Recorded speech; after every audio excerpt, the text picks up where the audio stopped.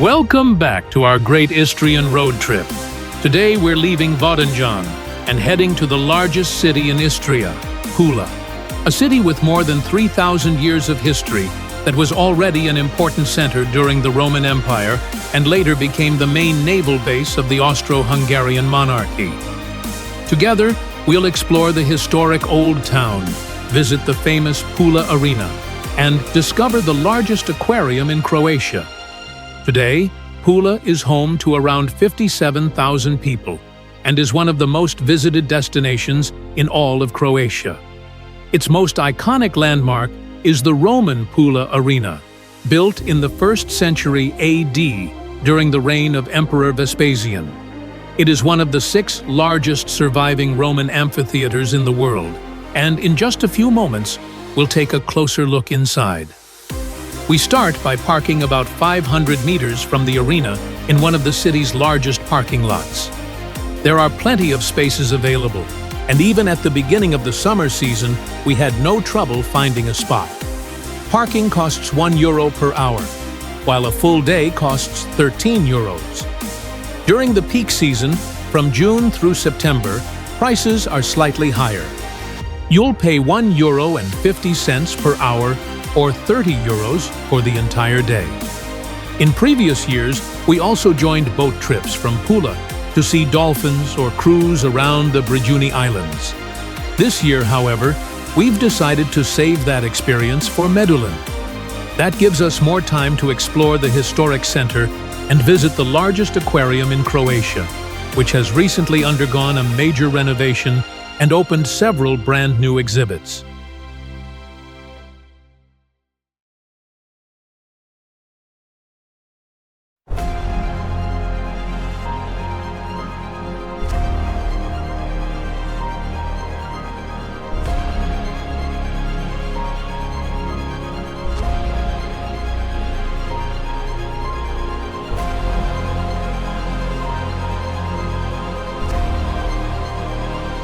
After just a few minutes, we arrive at Pula's most iconic landmark, the Pula Arena.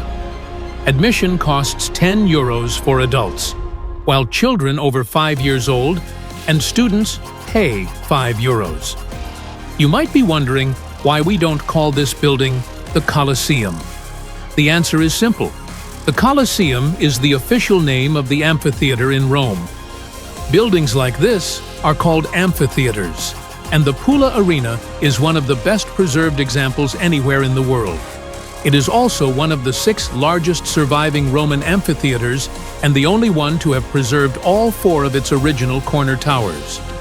The arena was built during the 1st century AD under the reign of Emperor Vespasian, around the same time as the famous Colosseum in Rome. It could hold up to 23,000 spectators. Seating was carefully arranged according to social status. Senators and important guests sat closest to the arena, wealthy citizens occupied the higher rows, and ordinary people watched the games from the very top.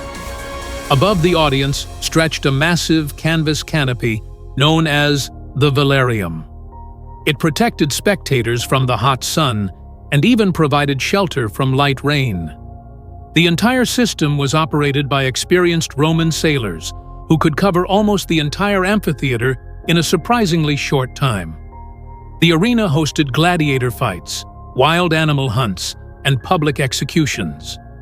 Gladiators faced lions, tigers, bears, and leopards, brought here from different parts of the Roman Empire. Unlike the Colosseum in Rome, however, there is no evidence that large-scale naval battles with a flooded arena were ever held in Pula. Fortunately, The atmosphere today is very different. Instead of gladiators, the arena now welcomes world-famous musicians, film festivals, opera performances, and a wide variety of cultural events. Thanks to its remarkable acoustics, the Pula Arena has become one of the most spectacular open-air concert venues in Europe.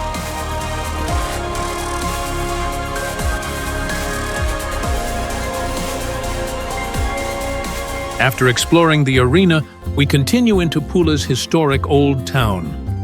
Our route takes us past the former Bank of Italy building, a reminder of the period when Istria was under Italian rule. It was from this very building that Benito Mussolini addressed the people of Pula in 1938. The local crowd was far from enthusiastic, and his speech was met with loud boos.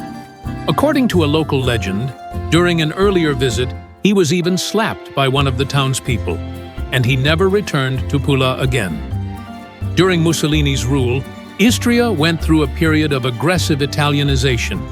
City names, street names, and even people's names were changed. If your name was something like Josip Rujic, the authorities could officially rename you Giuseppe Rossi. After the Second World War, Istria became part of Yugoslavia, but many local families kept their Italian names and, in some cases, their Italian citizenship. That is one of the reasons why Istria still has a large Italian community today. Just a short walk from here, we reach another of Pula's famous landmarks, the Arch of the Sergii.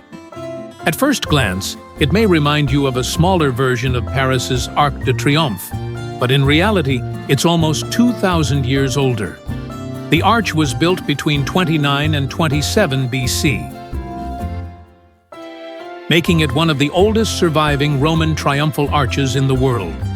The monument was commissioned by Salvia Postuma in honor of 3 members of the influential Sergii family. One of them, Lucius Sergius Lepidus, fought alongside the future Emperor Augustus in the famous Battle of Actium.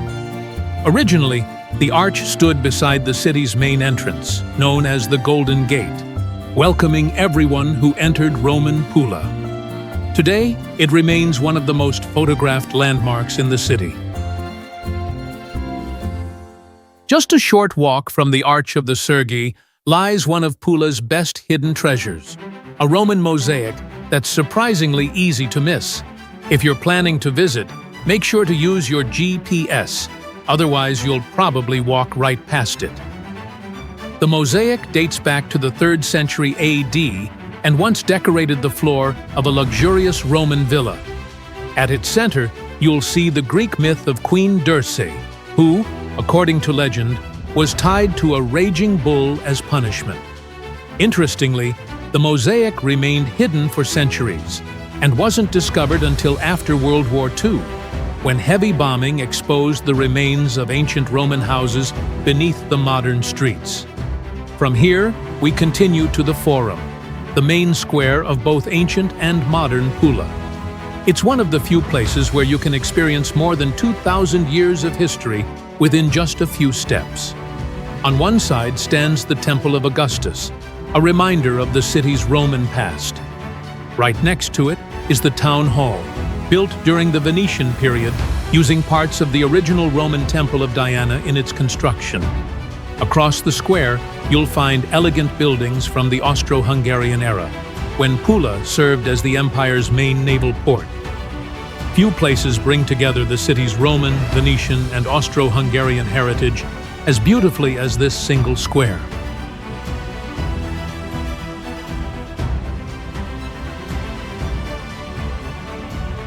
After a quick snack, we make one more stop at the Cathedral of the Assumption of the Blessed Virgin Mary.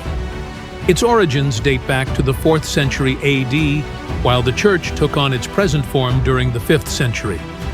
Over the centuries, it was rebuilt several times, and its freestanding Baroque bell tower was constructed using massive stone blocks taken from the nearby Roman amphitheater. From here, we head to the largest aquarium in Croatia. If you've heard about it before, you might be surprised to learn that it recently opened a brand new section inside a neighboring historic fortress.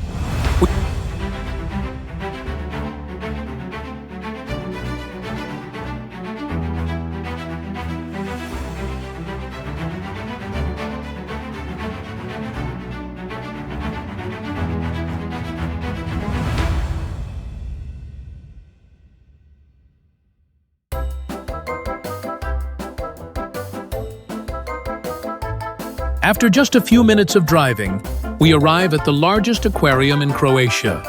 There are plenty of parking spaces around the fortress, and admission for adults costs 25 euros. The aquarium itself is located inside the former Austro-Hungarian fort Verudela and has recently expanded into the neighboring Fort San Giovanni. This brand new section combines history with the fascinating world beneath the sea. Your visit begins with an exhibition dedicated to the Austro-Hungarian Navy. That's no coincidence. For decades, Pula served as the empire's main naval base, and most of its fleet once sailed from this very harbor. The biggest attraction of the new section is undoubtedly the sharks. Alongside impressive life-sized shark models, you'll also find live sharks that have been moved here from the original part of the aquarium. So if you're looking for them in their old location, you won't find them there anymore. Today, the aquarium is home to more than 250 species of marine and freshwater animals from the Adriatic Sea, the Mediterranean, and tropical regions around the world. You'll see seahorses, jellyfish, colorful corals, octopuses, stingrays, several species of sea turtles, and, of course, many other fascinating fish from oceans across the globe. The complex is also home to Croatia's only sea turtle rescue center. Injured turtles are treated here, and once they've fully recovered, most of them are released back into the Adriatic Sea. If you're planning a visit to Pula, we can definitely recommend adding this place to your itinerary. It's much more than just an aquarium. It's a unique combination of history, architecture, and an incredible underwater world all in one location.